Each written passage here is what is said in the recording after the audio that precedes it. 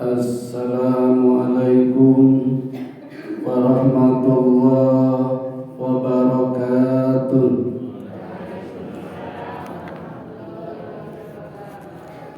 Alhamdulillahi wahda, sadaqa wa'da, wa nasara 'abda, wa a'azza junda, wa hazamal ahzab wahda.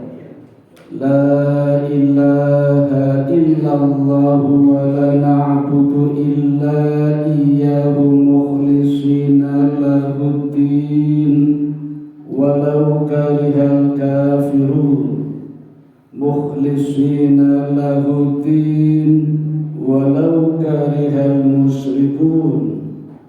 Mukhlishina lahuddin walau karihal munafiqun.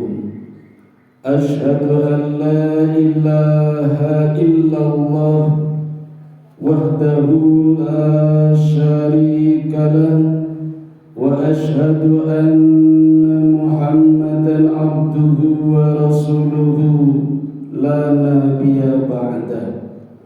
Syukur, alhamdulillah, monggo Bapak Ibu kita panjatkan kehadirat Allah Subhanahu wa ta'ala yang senantiasa melimpahkan rahmat, taufik, hidayah, inayah dan berbagai kenikmatan kepada kita sekalian hingga pada pagi hari ini di tempat yang mulia Masjid Al-Huda, masjid yang selalu dilimpahi hidayah. Kita bisa menuntut walau sedikit ilmu yang Allah berikan kepada kita. Mudah-mudahan kehadiran kita di pagi ini mendapatkan anugerah dan karunia dari Allah Subhanahu wa ta'ala. Amin ya rabbal alamin.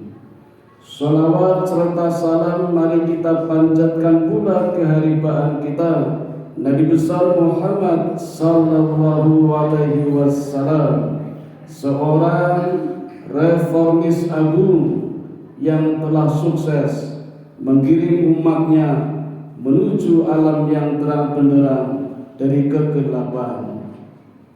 Bapak Ibu yang dirahmati Allah, alhamdulillah lagi kita masih diberikan kesempatan untuk mengenyam, menikmati tahun baru Hijriah 1444. Banyak di antara kita sampai di pelosok tanah air merayakan datangnya tahun baru Hijriah sebagai sebuah tradisi. Dan salah satu perayaan seperti ini adalah satu dari banyak kegiatan yang menjadikan tradisi bagi umatnya, termasuk umat Islam. Dan ini bukan wacana yang baru Bapak Ibu.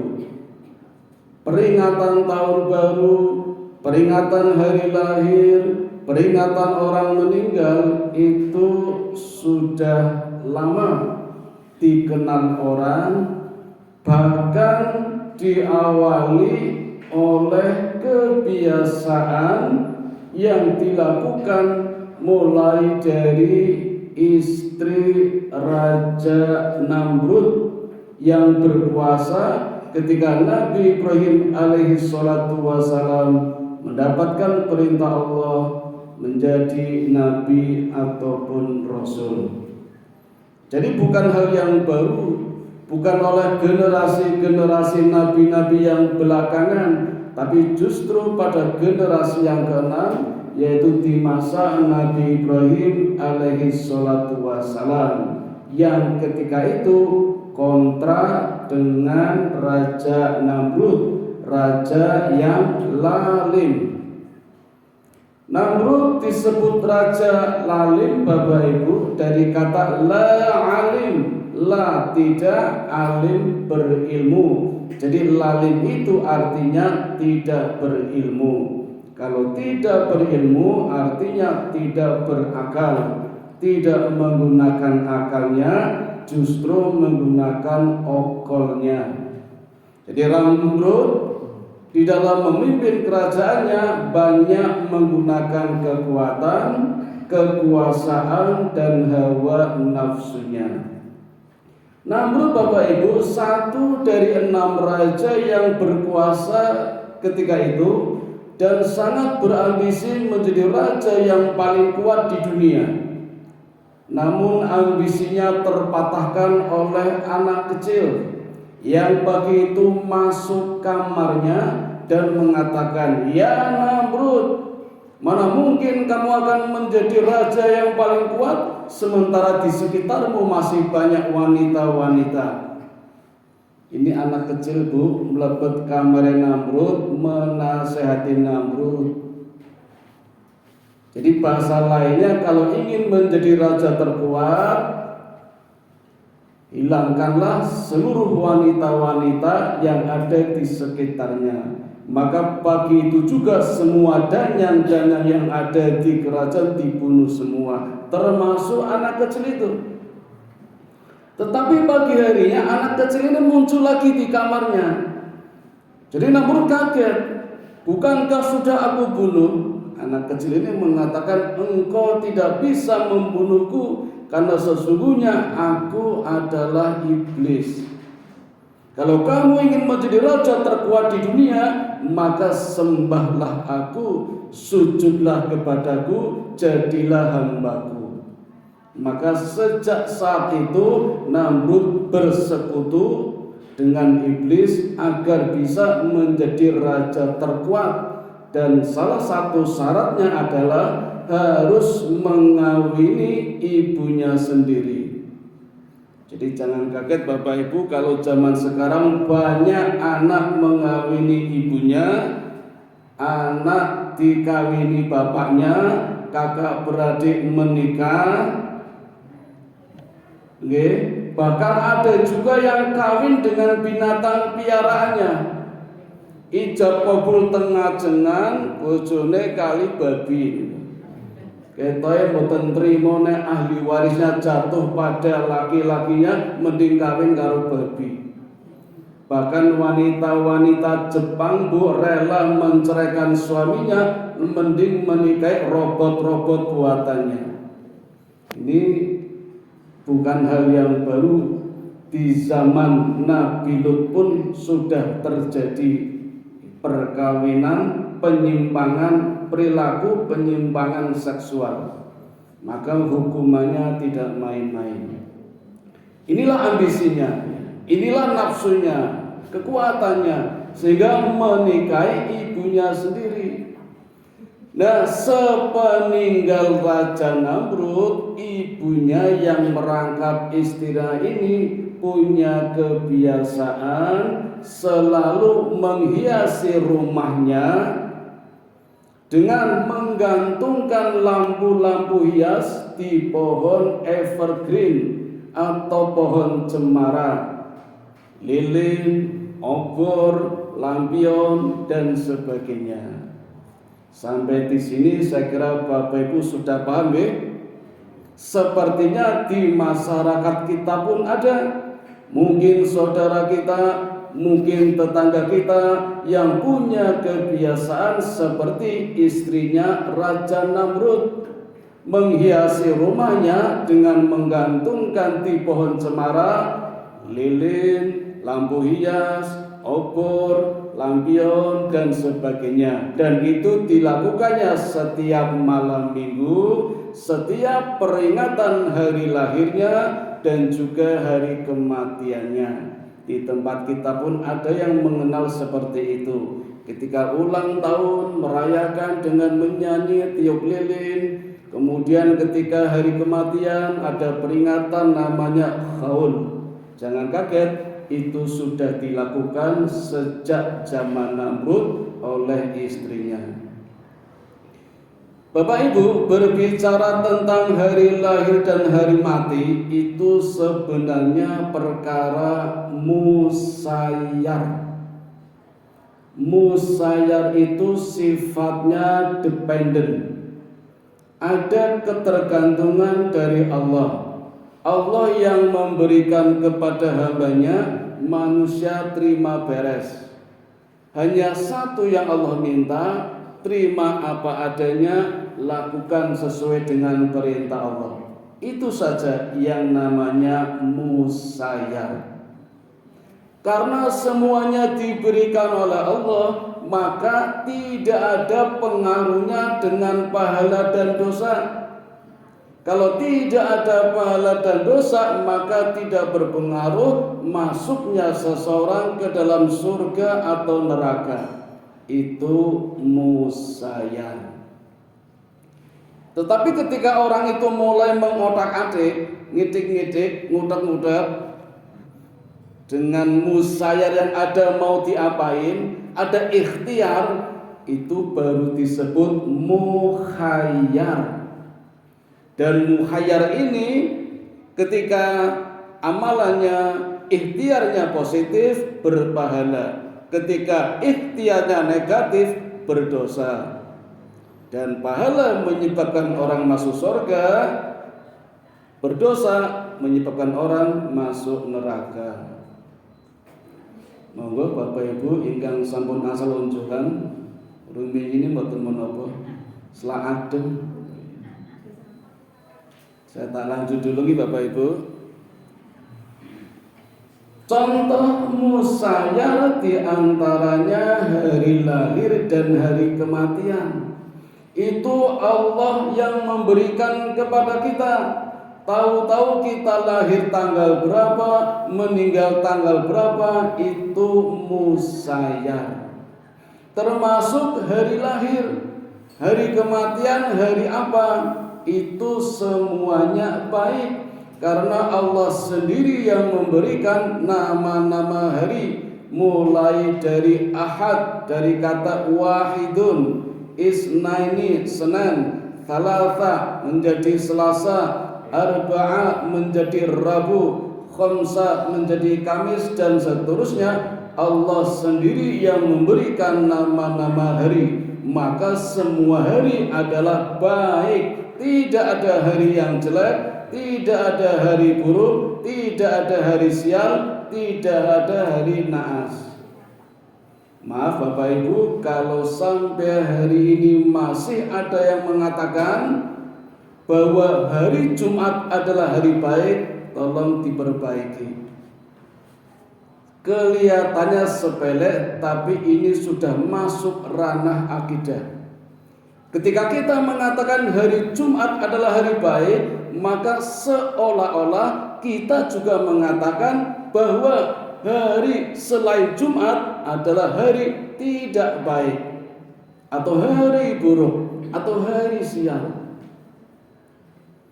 Paling aman Bapak Ibu kalau kita mengatakan hari Jumat adalah Sayyidul Anam, hari yang paling mulia, hari yang paling baik.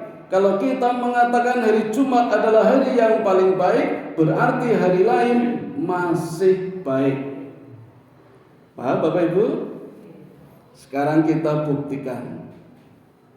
Nabi Muhammad lahir hari apa Bapak Ibu? Senin, bukan Jumat. Kalau hari Jumat baik, berarti Nabi jelek dong. Kan lahirnya hari Senin.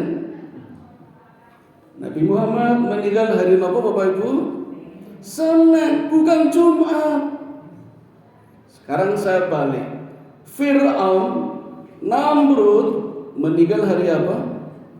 Jumat. Kalau hari Jumat baik, mestinya Fir'aun masuk surga, Namrud masuk surga. Tapi kenyataannya taubatnya Fir'aun ditolak. Ketika Fir'aun ditenggelamkan di lautan, jenazahnya, belum jenazah, masih hidup itu, dilemparkan ke daratan, masih hidup. Dan di hadapan Musa, Fir'aun bertobat, ya Musa, kalau begini akhirnya aku bertobatlah, aku yakin kepada Tuhanmu.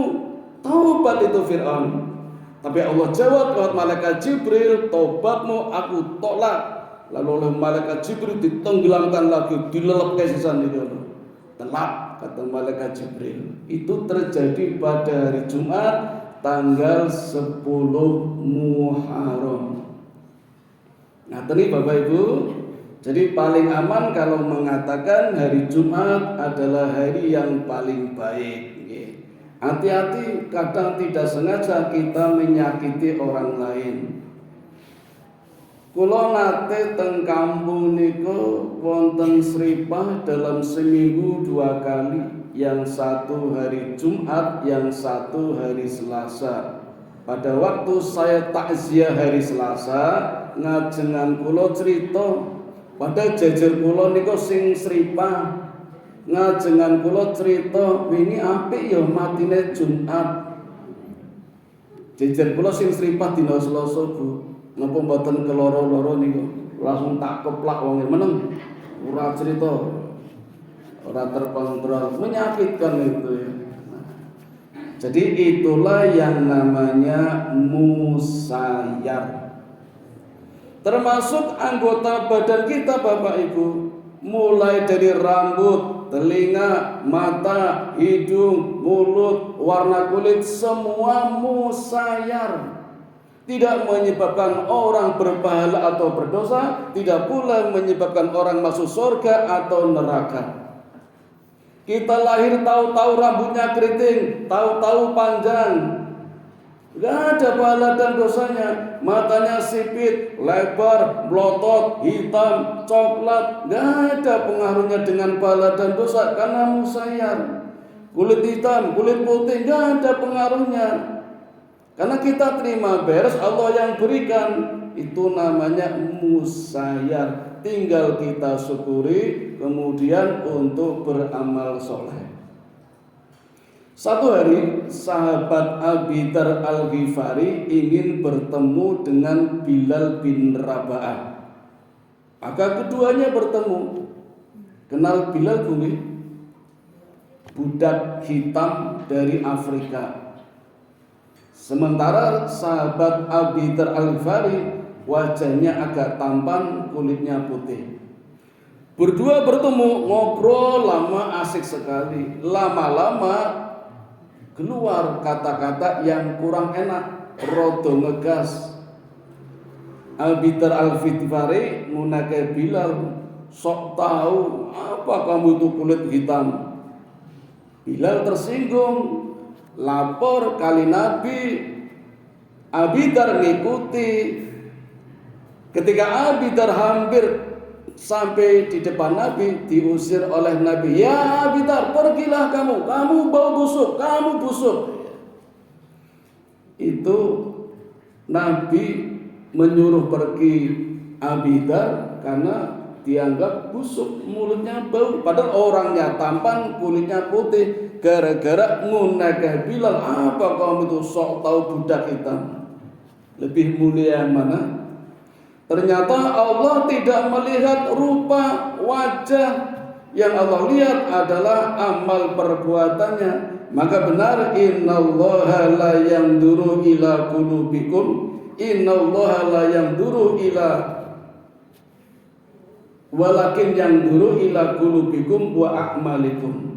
Allah tidak melihat rupa wajah, termasuk harta kekayaan, tapi yang Allah lihat adalah hati dan amal solehnya dengan memberdayakan musayar yang ada. Nah, kalau sudah mulai berikhtiar, nah itu nanti ada resiko konsekuensi antara pahala dan dosa. Termasuk orang tua kita Bapak Ibu, kita tidak pernah minta orang tua kita seperti apa. Tahu-tahu lahir ada yang orang tuanya dokter, ada orang yang orang tuanya dosen, ada mungkin yang orang tuanya penjahat. Gak ada masalah, itu musayar. Maka jangan bangga kalau punya orang tua mungkin ustadz, mungkin guru, mungkin dokter, tapi kalau amal solehnya anaknya itu tidak bisa berikhtiar dengan baik. Dan juga tidak penuh rendah hati kalau mungkin punya orang tua yang mungkin beda agama atau mungkin yang penjahat, karena itu musayar, pemberian dari Allah yang dinilai adalah amal dari anaknya itu sendiri. Nah, kembali ke peringatan perayaan pergantian tahun ini sebenarnya Bapak Ibu merupakan titik balik, turn point. Dan peristiwa-peristiwa yang terjadi pada Nabi semuanya menjadi titik balik. Ada titik gelap menjadi putih, titik hitam menjadi terang. Itu banyak terjadi di bulan Muharram. Maka dari itu Allah mengatakan bulan Muharram adalah satu dari 4 bulan yang dimuliakan.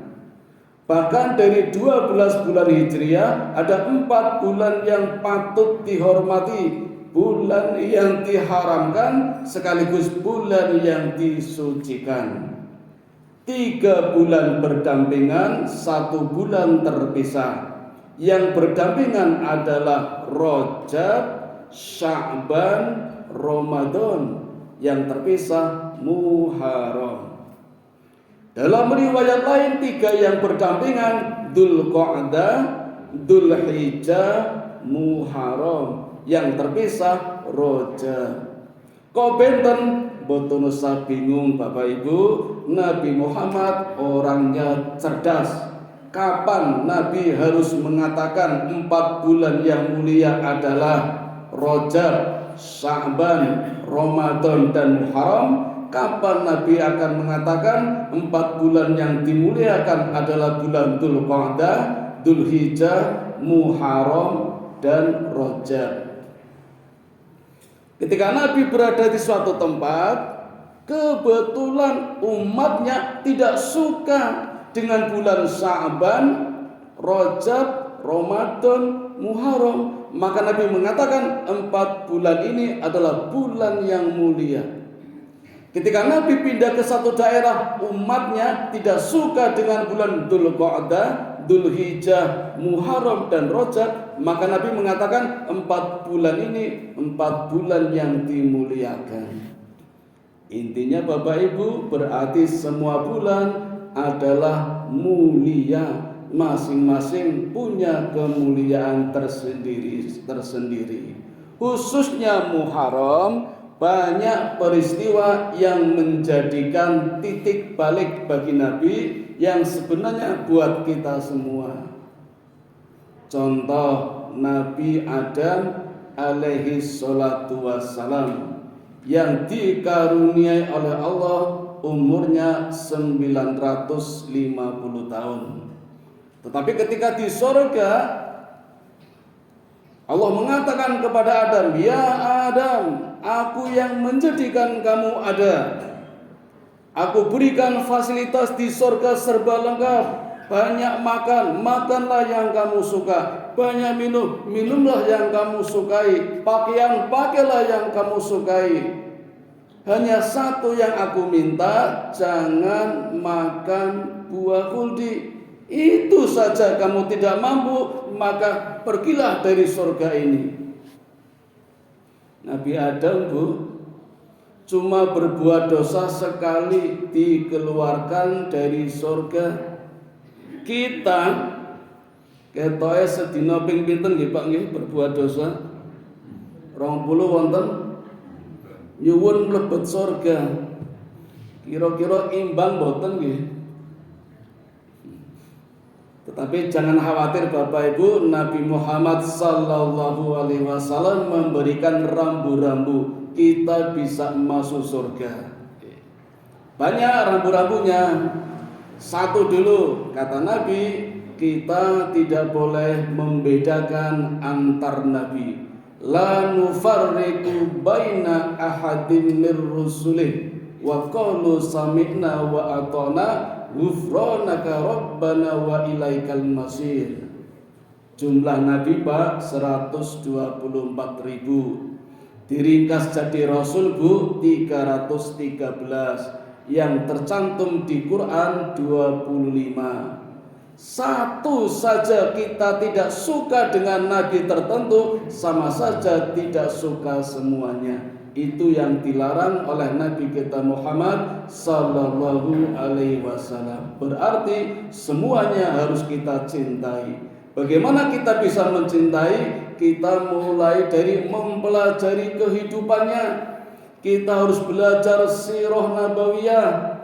Karena Nabi sendiri mengatakan khairul qasasi wal qasasil anbiya. Sebaik-baik cerita adalah kisah para nabi yang terbukti kebenarannya, teruji kesabarannya, bukan cerita para artis yang kadang menjual aib keluarganya demi popularitas kontennya. Naudzubillah min dzalik.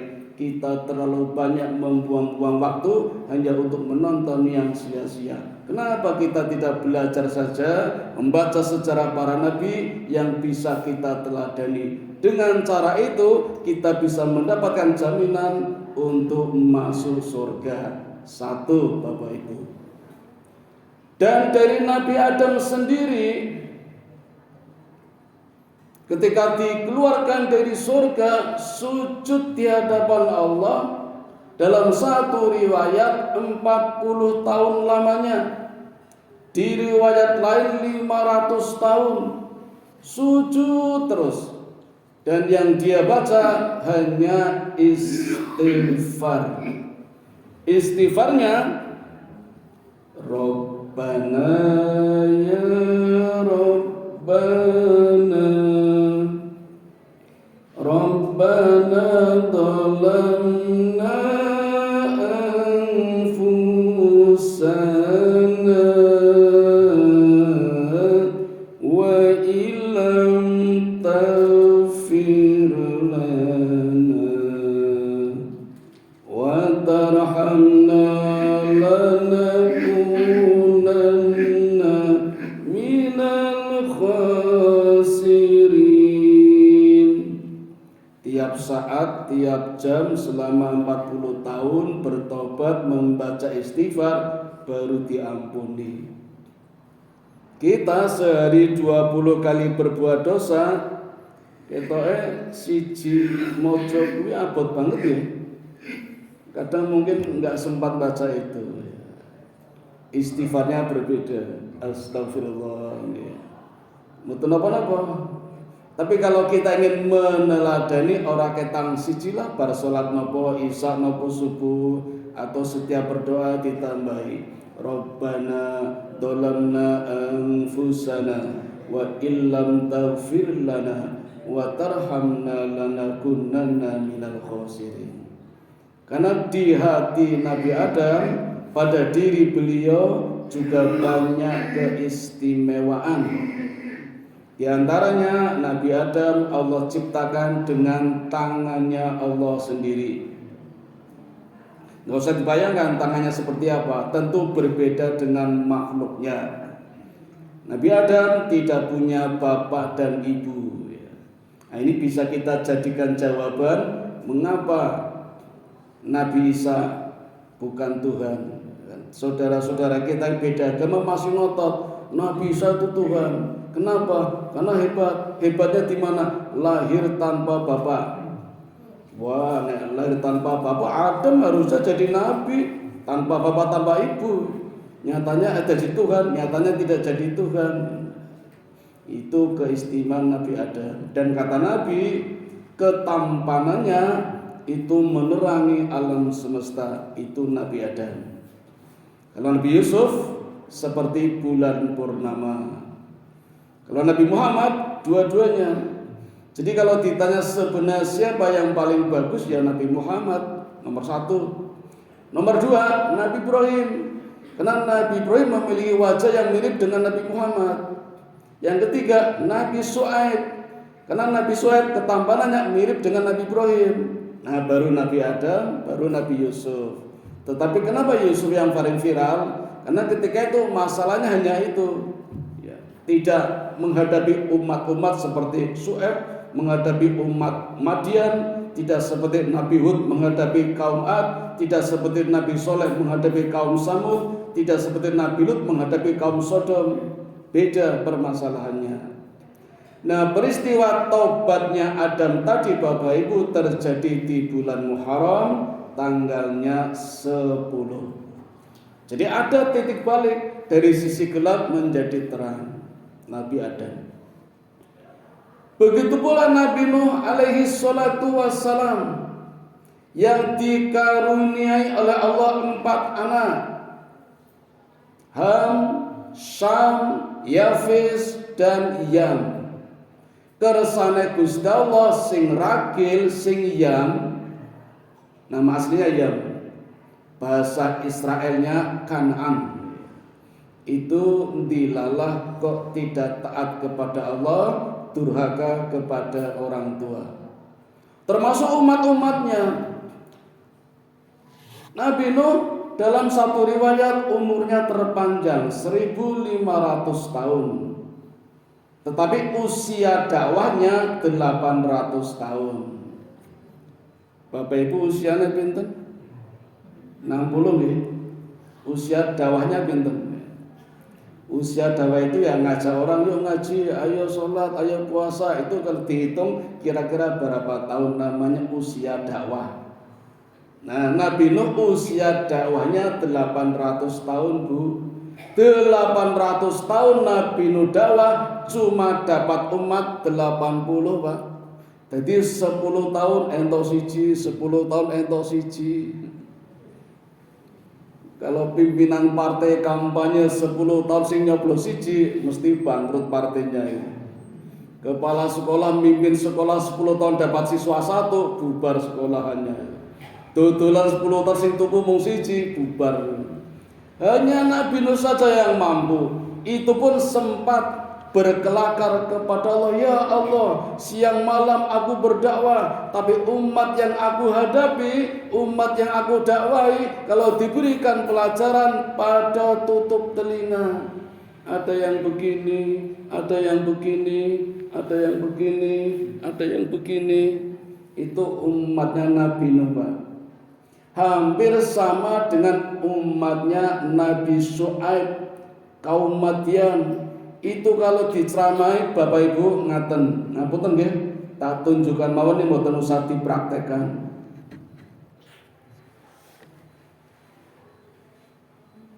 Ngaten bumblut kali ngaten. Nika umatnya Nabi Syuaib. Makanya ketika Allah mendatangkan bencana seminggu 7 hari Allah mendatangkan musibah, pagi harinya mayat-mayat bergelimpangan, posisinya pada menepuk lutut dengan kepala dimasukkan di antara 2 lutut. Ada yang gelempang, ono sing cukir balik, tapi posisinya sama semua. Karena meremehkan ketika Nabi Syuaib berdakwah di kaum Madian. Nah, Nabi Nuh mirip umatnya pada tutup telinga. 800 tahun. Akhirnya Nabi Nuh mengatakan, ya Allah, sudahlah ya Allah, habiskan saja. Mereka punya anak, sama anaknya juga nanti sama dengan orang tua. Habiskan saja. Maka sejak saat itu Allah menghentikan dakwahnya. Udahlah, nggak usah dakwah. Nanti akan aku datangkan banjir, tapi kamu siapkan kapal ya Nuh. Buat kapal. Dari apa ya Allah? Ya dari kayu. Kayunya nanam pohon. Suruh nanam pohon dulu. 50 tahun pohon itu baru jadi besar. Artinya apa? Dakwah itu perlu perjuangan dan kesabaran. Tidak hanya minta musibah lalu datang musibah. Ada ikhtiar, ada muhayyar. Nah, setelah pohon ditanam jadi tinggi, jadi besar, ditebang, jadikan kapal, baru mulai proses musibah yang Allah berikan. Kapalnya cukup besar, Pak. Tingginya kira-kira 80 kaki, panjangnya 120 kaki, lebarnya 5 kaki. Ahli sejarah mengatakan bisa dinaiki oleh 200.000 orang. Binatang ternak 2.000, binatang melata 4.000, dan unggas 6.000. Jadi besarnya mungkin seperti lapangan sepak bolanya Liverpool, Anfield, Pak. Gede banget. Binatang-binatang berpasangan dimasukkan semua, naik ke atas. Nah, yang paling bawah ada orang-orang yang masuk. Kemudian Nabi Nuh kontrol, sudah masuk semua belum anak-anakku? Dicek. diawasi. Ketika mencari Kan'an, ternyata banyak juga orang yang keluar lagi dari kapalnya, Pak. Loh, kok keluar lagi? Ya saya tidak ikut.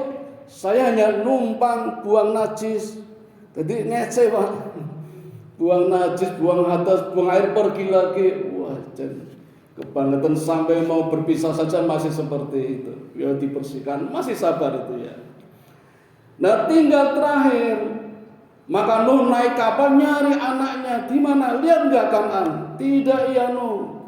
Lalu lihat, ternyata Kan'an bersama orang-orang kafir. Dari atas kapal Nuh memanggil-manggil, "Ya bunayyarkam ma'ana." Wahai anakku, naiklah ke kapal, ikut aku, ikut ayahmu. Kata Kan'an, "Tidak ya, aku akan naik ke gunung yang tinggi." "Jangan Kan'an, Allah sedang murka, naiklah ke kapal." Kan'an belum menjawab, banjir sudah menghantam gunung berantakan, musnah semua. Allah selamatkan kapal Nuh beserta umat yang taat. Terombang-ambing kapal dalam waktu yang cukup lama, berbulan-bulan, konon sampai 7 bulan. Akhirnya terdampar di pegunungan Turki. Perjalanan yang sangat jauh Bapak Ibu, dari Babilonia sampai Turki. Itu banjir pertama dan terbesar di dunia, memusnahkan semua generasi. Maka sejak saat itu Nuh dikenal sebagai Abul Bashar Tsani, bapak manusia yang kedua setelah Adam kan yang pertama. Nah, peristiwa banjir bandang itu juga terjadi tanggal 10 Muharram. Ada titik balik. Kalian ya? Sekarang yang ketiga, Nabi Yunus alaihi salatu wassalam. Kenal mboten Bu? Tempun dikenalan.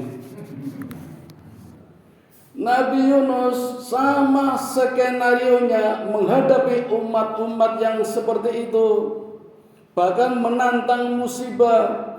Ya Yunus, kalau engkau akan datangkan musibah sekarang saja, tidak usah ditunda.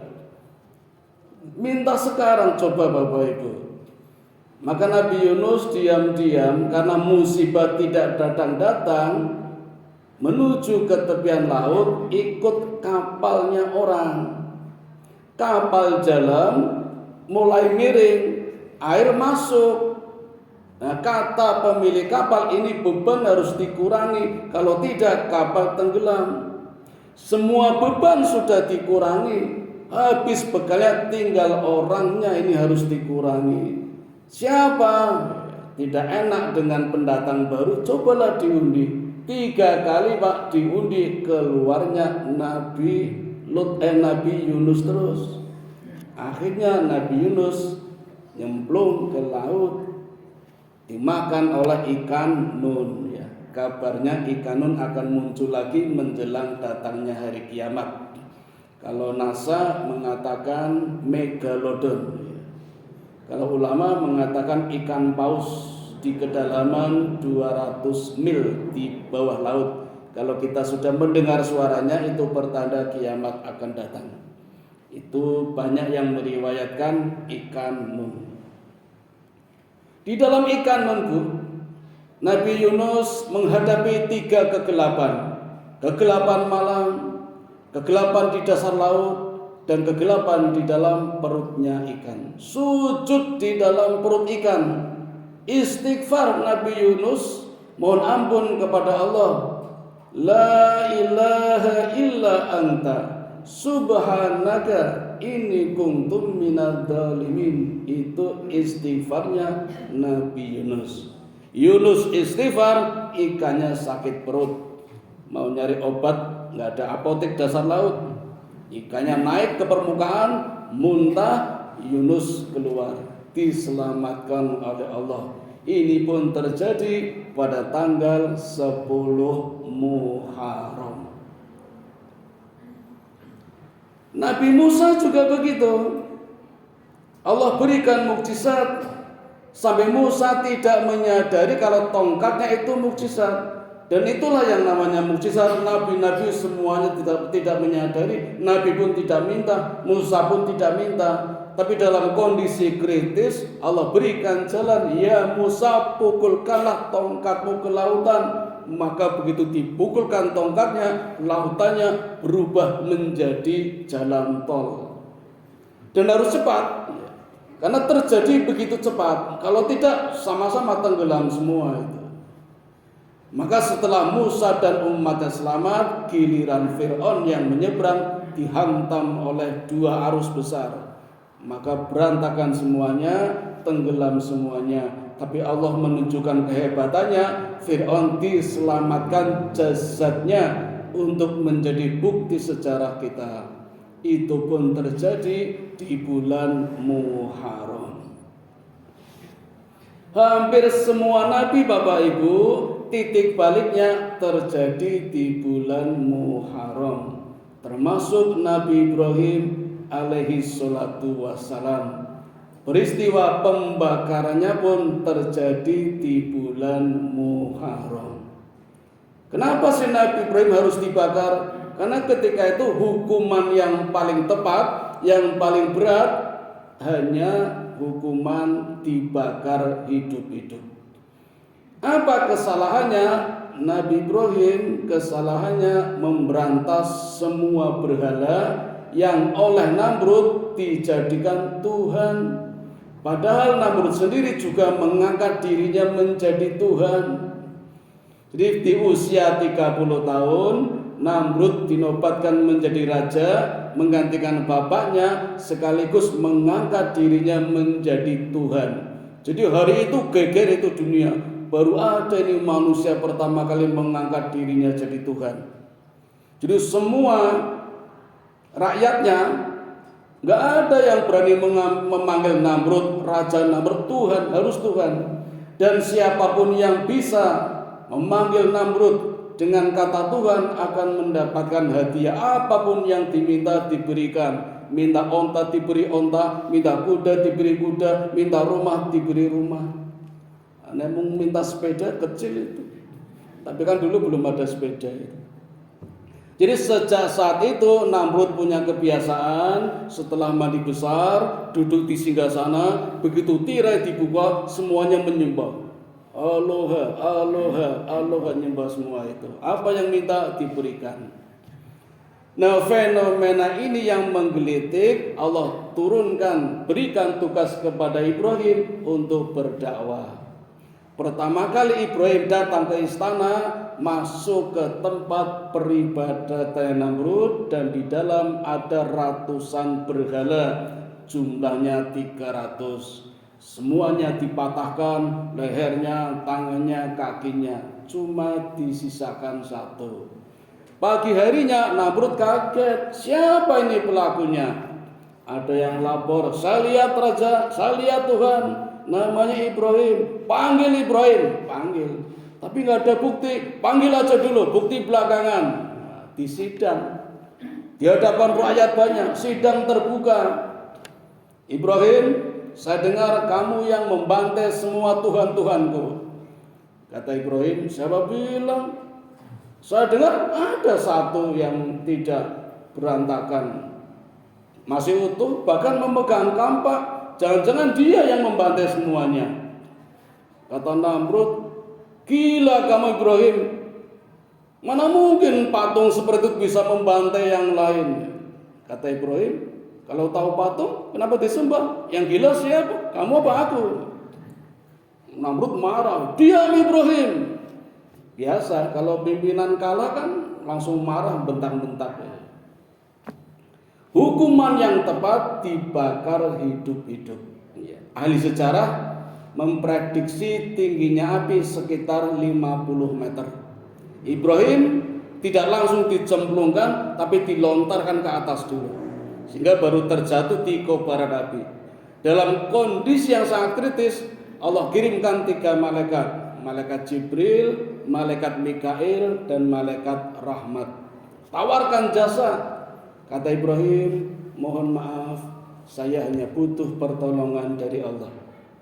Maka dalam kobaran api, zikir yang Ibrahim baca, nasrum minallah wa ni'mal wakil, ni'mal maula wa ni'mal nasir. nasrun minallah wa ni'mal wakil, ni'mal maula wa ni'man nasir.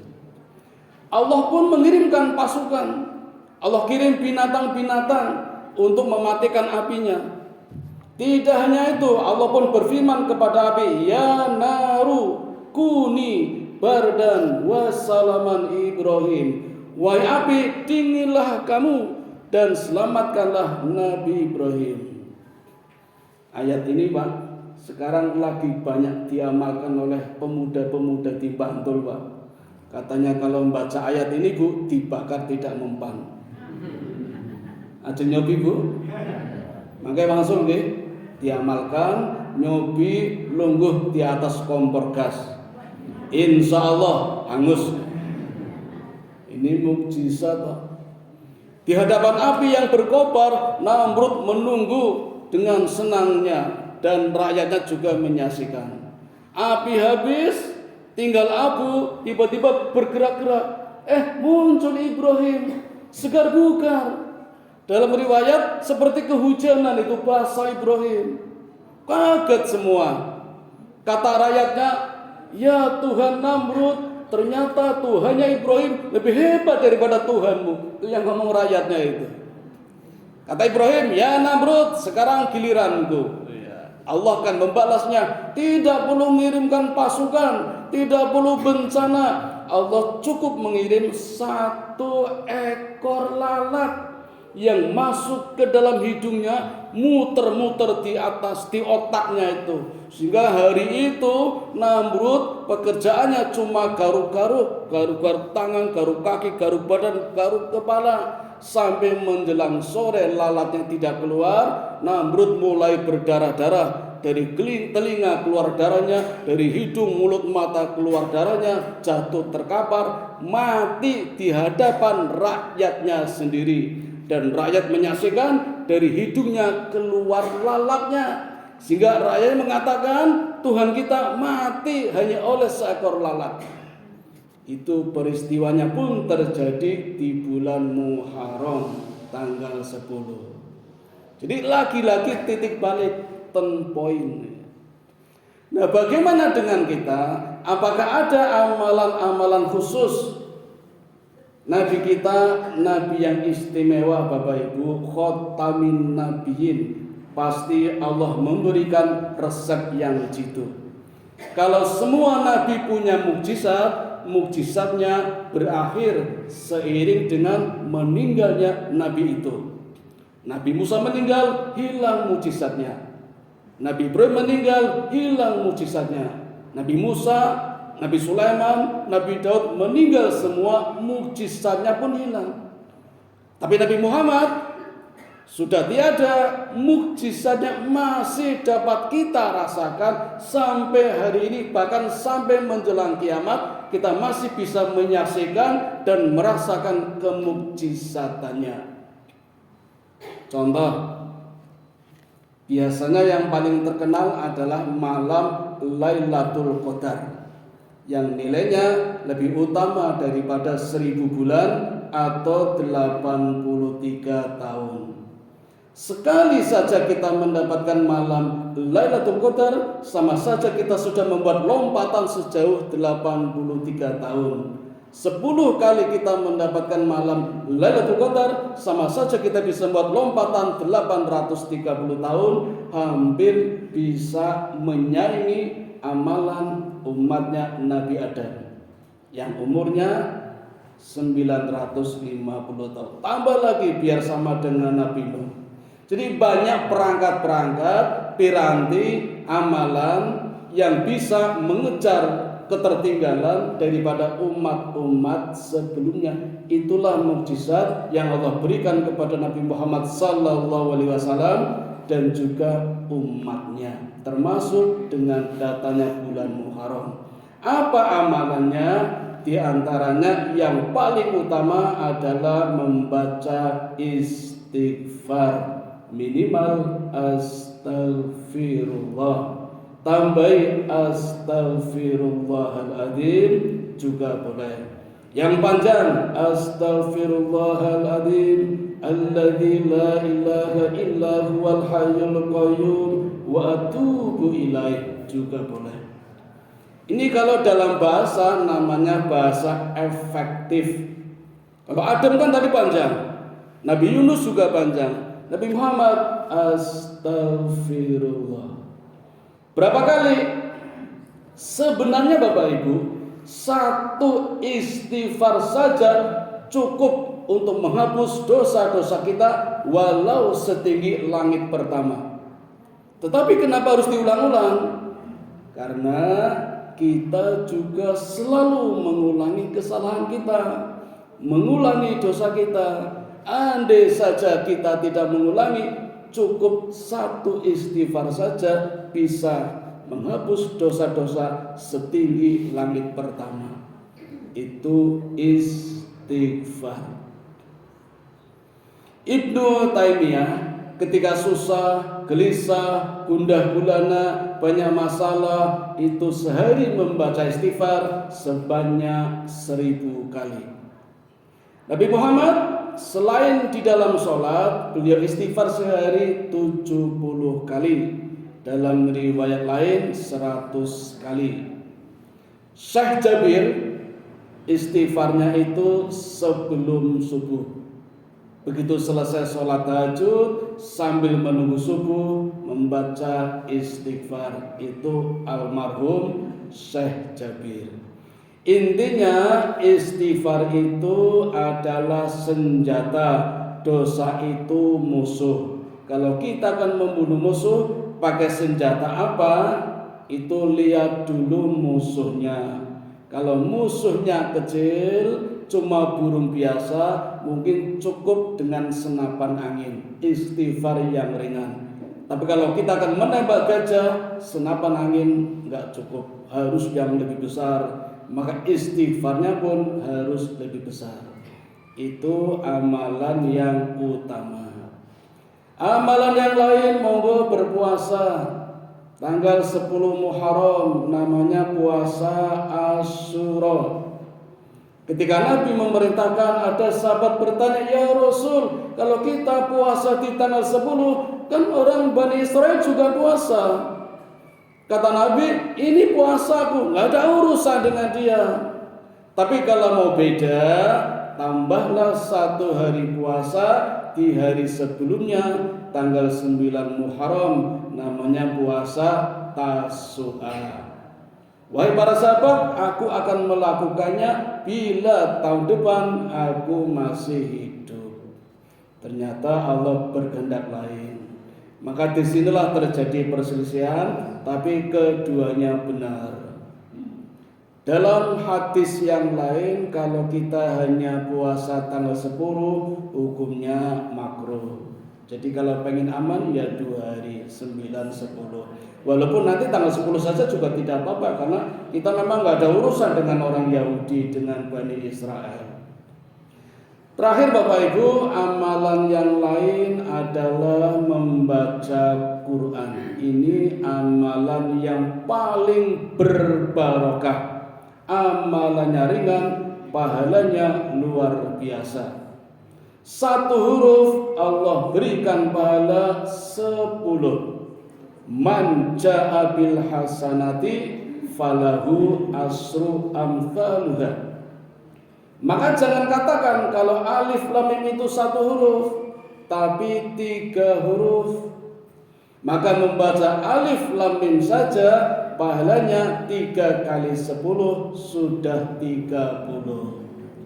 Bahkan Bapak Ibu, ulama Taus mengatakan kalau alif lam mim itu tidak cuma 3 huruf. Alif saja 3 huruf. Alif kalau ditulis A, lam, fa, itu sudah 3 huruf. Jadi alif saja kita membaca A saja, apa I, apa U, itu pahalanya 3 kali 10 sudah 30. Lam itu 2 huruf. Kalau ditulis lam sama mim, maka pahalanya 2 kali 10 20, tambah yang tadi 30 jadi 50. Mim berapa huruf Bu? 2, mim sama mim. Maka pahalanya 2 kali 10, 20, sama tadi 50 menjadi 70. Membaca alif lam mim saja pahalanya 70. Apalagi bismillahirrahmanirrahim yang jumlah hurufnya 19, kalikan saja berapa. Bahkan yang hebat lagi Ibu-ibu dan Bapak-bapak juga, ulama tawus itu menghitungnya begini. 1 huruf 10 ya. Nah, itu bukan 1 10 1 10 1 10. Satu pahala pertama nilainya sama dengan 25 langkah menuju ke masjid. Pahala yang kedua nilainya sama dengan 50 langkah menuju ke masjid. Pahala yang ketiga nilainya sama dengan 500 langkah menuju ke masjid. Dan seterusnya dihitung menggunakan rumus deret ukur, bukan deret hitung. Ini teori Quran yang menjadi inspirasi sarjana Inggris bernama Thomas Robert Malthus untuk menghitung pertumbuhan penduduk dengan alat pemuas kebutuhan. Sayangnya Thomas Robert Malthus bukan orang Islam dan beliau aliran negativisme, jadi memandang dunia ini penuh dengan suram. Dia tidak yakin adanya Allah, maka tersingkir dari dunia ilmu pengetahuan. Quran adalah ilmu yang abadi dan ilmu yang mengundang kepada kita untuk melakukan amal-amal yang berbarokah. Itu amalan membaca Quran yang tingkatan terendah Bapak Ibu, namanya tartil. Warattilil Qur'ana tartila. Itu pahalanya saja sudah banyak. Bagaimana kalau yang belum lancar? Allah berikan 2 kali pahala. 1 pahala membaca, yang kedua pahala semangat juangnya belajar. Yang sudah lancar nggak usah meri, aku ngomong siji lancar loh. Dulu kan sudah punya ketika belajar, sekarang investasi, tinggal mengalir saja pahalanya. Itu pahala tartil. Nanti tingkatan yang kedua tadarus, membaca artinya. Alhamdulillah tadi sudah dibacakan terjemahannya, kita menjadi paham. Saya tadi menyimak ada peristiwa Ashabul Sabti. Kapan-kapan kula mboten janji nek saniki waktune telas. Itu peristiwa di hari Sabtu. Jadi saya sempat Ashabus Sabti ada ayatnya itu. Kita jadi paham. Tingkatan ketiga tilawah. Tilawah itu pahalanya tentu lebih besar lagi. Dan tingkatan yang keempat tafakur, ada di surat Al-Imran ayat 190 191. Bagaimana Allah memerintahkan kita tafakur. Dan tingkatan tertinggi adalah tadabbur, menggapai kemukjizatan-kemukjizatan yang ada di dalam Quran.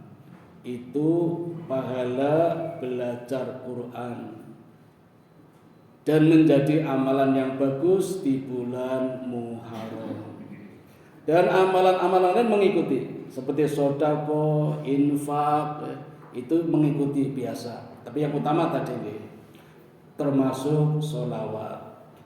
Mekaten Bapak Ibu yang dapat kami sampaikan, mohon maaf kalau ada kekeliruan dan kurang berkenan. Terima kasih atas perhatiannya. Mari kita berfastabiqul khairat, berlomba-lomba dalam kebaikan, mengisi sisa hidup kita. Kita jadikan bulan Muharram menjadi bulan starting point, melangkah menjadi lebih baik, dan juga turn point, menjadi titik balik kehidupan kita, agar kita jaya di dunia dan juga husnul khotimah di akhirat. Amin ya rabbal alamin. Saya kembalikan lagi kepada pembawa acara. Assalamualaikum warahmatullahi wabarakatuh.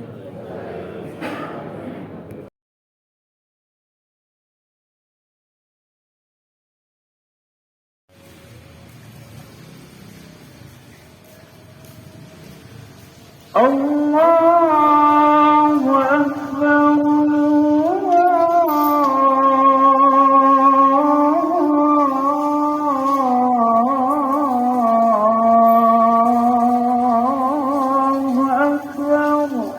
أشهد